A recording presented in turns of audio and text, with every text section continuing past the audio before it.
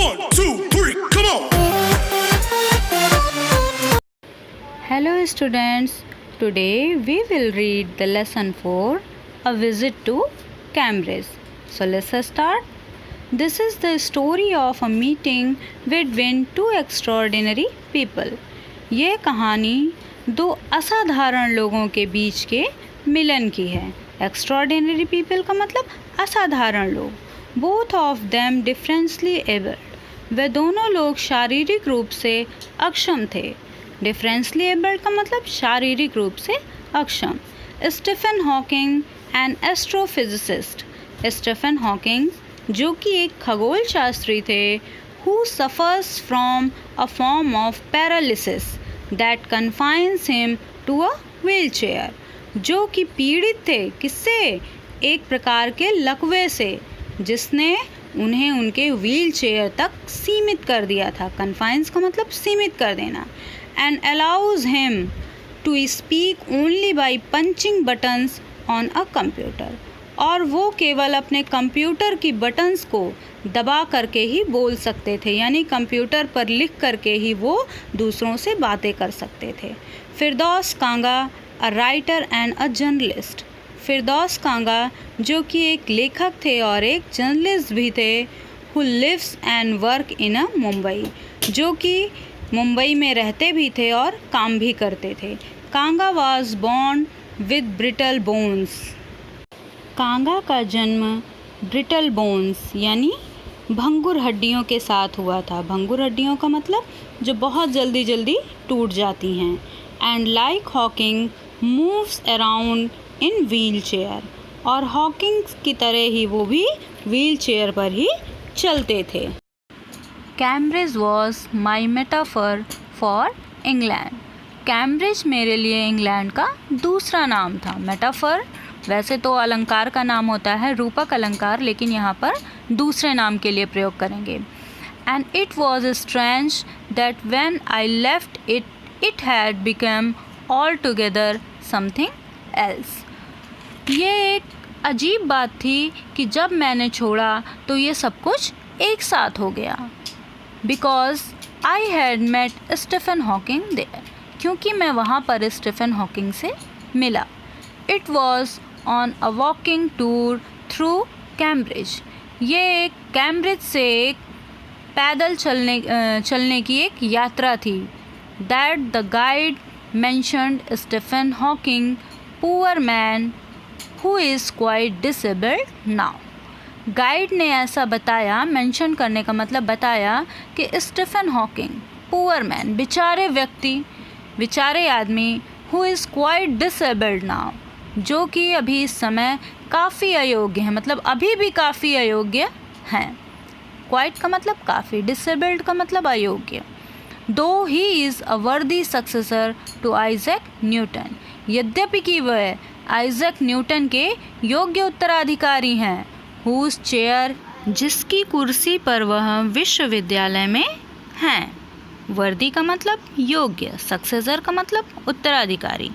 Isaac Newton को तो जानते हो, जिन्होंने गुरुत्व बल की खोज की थी. And I started because I had quite forgotten. शुरुआत मैंने की क्योंकि मैं पूरी तरीके से भूल गया था. That this most brilliant and completely paralysed astrophysicist, कि ये बहुत प्रतिभाशाली और पूरी तरीके से लकवाग्रस्त खगोल शास्त्री, the author of a brief history of time, one of the biggest best seller ever lived here, कि a brief history of time का लेखक और इसका सबसे बड़ा विक्रेता यहाँ पर रहता है. ये बात मैं पूरी तरीके से भूल गया था. ऑथर का मतलब लेखक.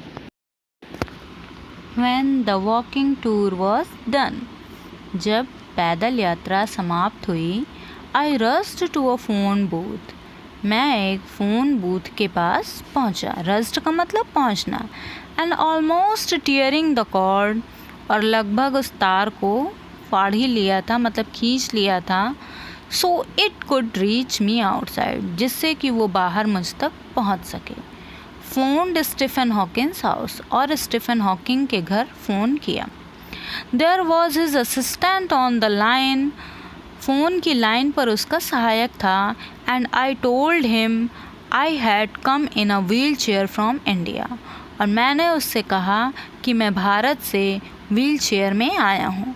Perhaps he thought I had propelled myself all the way. शायद उसने सोचा कि मैंने अपने आप को पूरे रास्ते धक्का ही दिया है. Propelled का मतलब धकेलना. To write about my troubles in Britain. Britain में अपनी यात्रा के बारे में लिखने के लिए. I had to see Professor Hawkins even 10 minutes. फिरदौस कांगा ने उसके असिस्टेंट से कहा, प्रोफेसर हॉकिंस के असिस्टेंट से कहा, मुझे प्रोफेसर हॉकिंस से मिलना है, 10 मिनट भी मिल जाएं तो बहुत है. Half an hour he said, उसने कहा आधे घंटे. फ्रॉम 3:30 to 4, 3:30 बजे से 4 बजे तक. And suddenly I felt weak all over, और अचानक से मैं अपने आप को बहुत कमज़ोर सा महसूस करने लगा. ग्रोइंग अप डिसेबल्ड, अक्षमता के साथ बड़ा होते होते. You get fed up with people asking you to be brave, लोग आपसे कहते हैं कि बहादुर बनो, डरो नहीं, ऐसा करो. तो as if you have a courage account, ऐसा सुनते सुनते आप परेशान हो जाते हैं जैसे कि आपके पास साहस का कोई खाता हो. On which you are too lazy to draw a cheque, जिसमें से आप चेक डाल करके साहस को निकाल नहीं पा रहे हैं. ऐसा फिरदौस कांगा ने कहा. The only thing that makes you stronger is seeing somebody like you achieving something huge. केवल एक चीज़ आपको मजबूत बना सकती है, जो कि अपने जैसे किसी व्यक्ति को देखना. आप कुछ बड़ा हासिल कर सकते हो, कुछ बड़ा हासिल करते हो. Then you know how much is possible and you reach out further than you ever thought you could. तब आप सोचते हो कि आप कितना कर सकते हो, ये कितना संभव है. आप आगे बढ़ भी जाते हो जितना कि आपने पहले कभी सोचा हो. I have not been brave, said his disembodied computer voice the next afternoon. अगली दोपहर कंप्यूटर की उस आवाज़ ने, बिना शरीर की कंप्यूटर की आवाज़ ने कहा कि मैं बहादुर नहीं था. I have had no choice, मेरे पास चुनने के लिए कुछ और नहीं था. Surely I wanted to say living creatively with the reality of his disintegrating body was a choice. सचमुच मैं ऐसा कहना चाहता था. ये कौन कह रहा है? फिरदौस कांगा. कि इस सच्चाई के साथ जीना कि आपका शरीर कभी भी काम नहीं करेगा, क्या ये सचमुच आपकी ये चॉइस था? डिसइंटीग्रेटिंग का मतलब जो शरीर विघटित हो रहा है. बट आई केप्ट क्वाइट, लेकिन मैं चुप रहा. ऐसा प्रश्न दिमाग में आया मेरे, लेकिन मैं चुप रहा. Because I felt guilty every time, क्योंकि मैं अपराधी सा महसूस करता था या शर्मिंदगी सा महसूस करता था जितनी बार मैं उनसे बात करता था. फोर्सिंग हिम टू रिस्पॉन्ड, या उन्हें उत्तर देने के लिए बाध्य करता था. There he was tapping at the little switch in his hand. Firdaus Kanga बताते हैं कि वहाँ पर वह अपने हाथ की छोटी सी स्विच को दबाते थे. वह कौन? वह का मतलब Stephen Hawkins. Trying to find the word on his computer, अपने कंप्यूटर पर शब्दों को खोजने की कोशिश करते थे जिससे वह उनके लिए आवाज़ बन सके. वो यह प्रयास कैसे करते थे? With the only bit of movement left to him his long pale fingers. वो ये प्रयास कैसे करते थे? थोड़ी सी भी जो जान, जो मूवमेंट उनकी लंबी और फीकी पड़ चुकी उंगलियों में थी. Every so often his eyes would shut in frustrated exhaustion, और हर बार उनकी आंखें परेशान होकर के बंद हो जाया करती थीं. And sitting opposite him I could feel his anguish, और उनके सामने बैठकर मैं महसूस कर सकता था उनके अंदर के गुस्से को. द माइंड बॉइंट विथ थॉट्स, क्योंकि एक ऐसा दिमाग जो विचारों से भरा पड़ा है. that came out in frozen phrases and sentences stiff as corpses.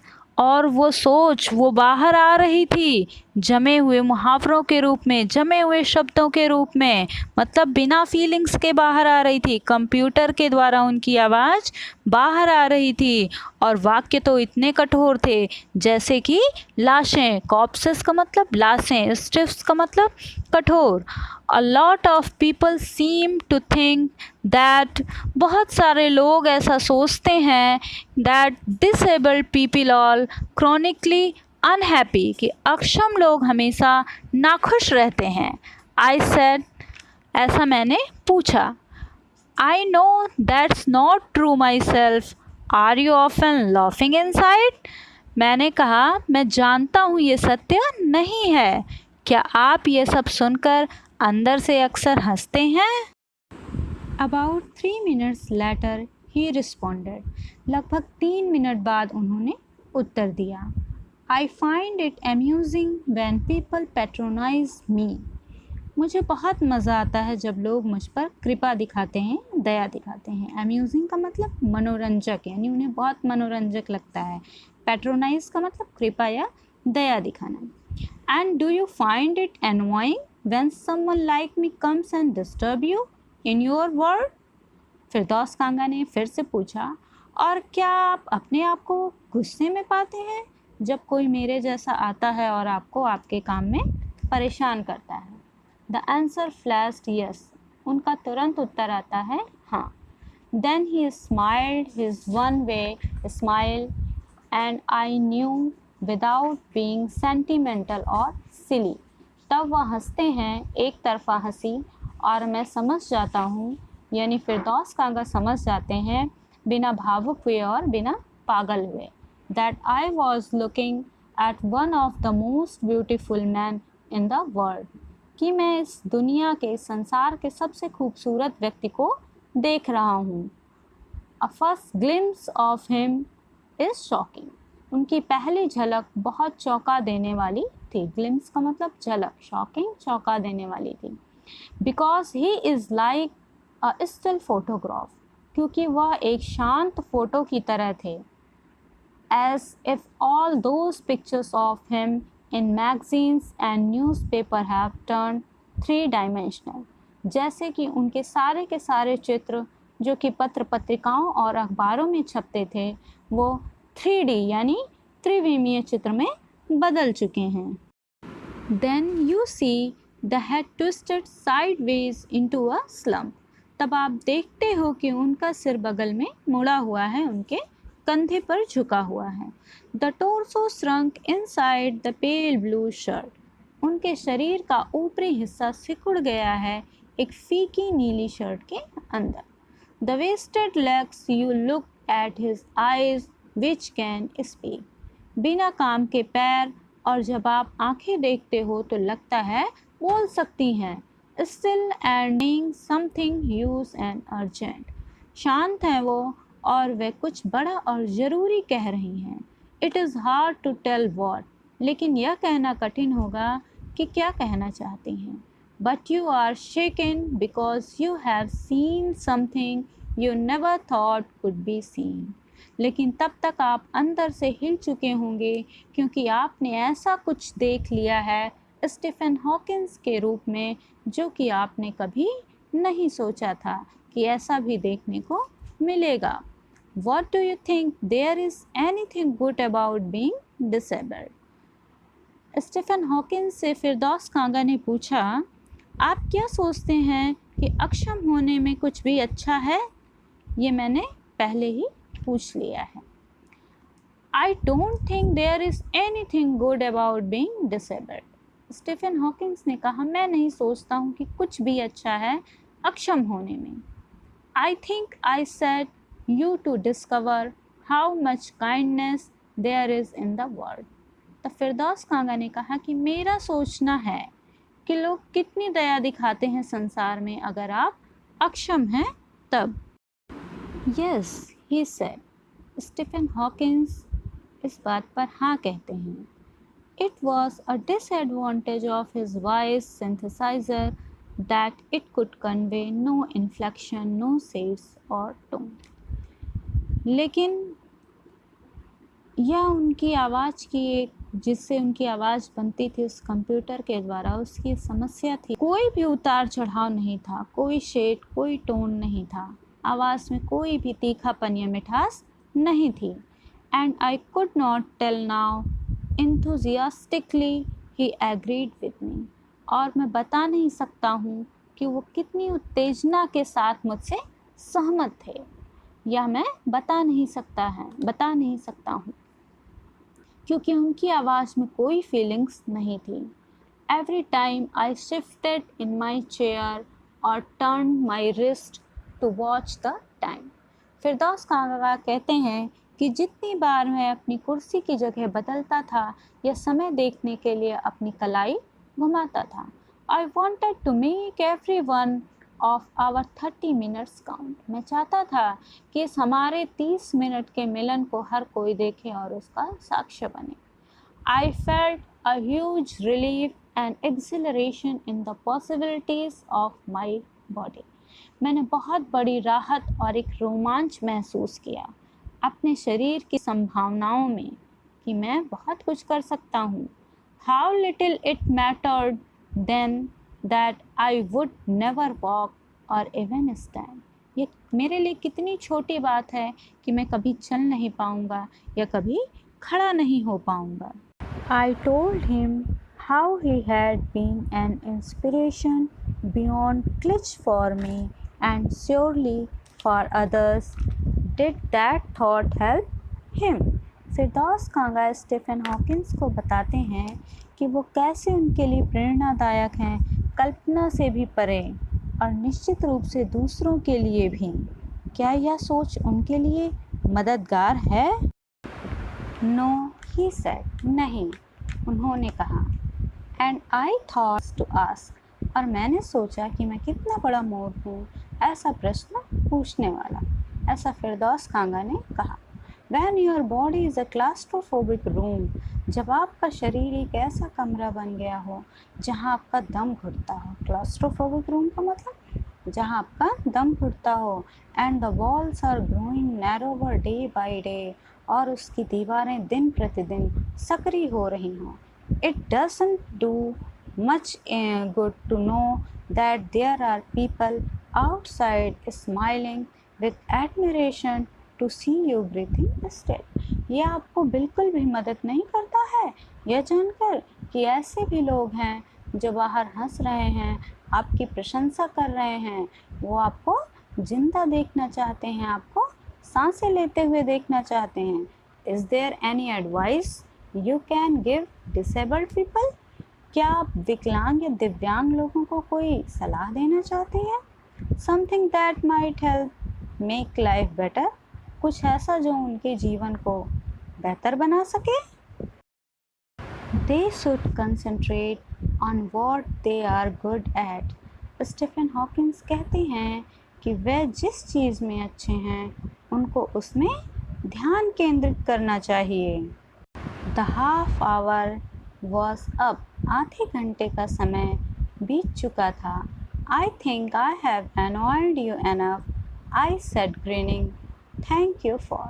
फिरदौस कांगा ने कहा, मैं सोचता हूँ कि मैंने आपको काफ़ी परेशान कर दिया। मैंने मुस्कुराते हुए कहा। ग्रीनिंग का मतलब मुस्कुराना। थैंक यू फॉर, ऐसा कहकर मैंने उनको धन्यवाद किया। आई touched his shoulder and wheeled out into the summer evening. मैंने उनके कंधे को छुआ और अपनी पहियों पर यानी अपनी व्हील चेयर पर गर्मियों की शाम में बाहर आ गया।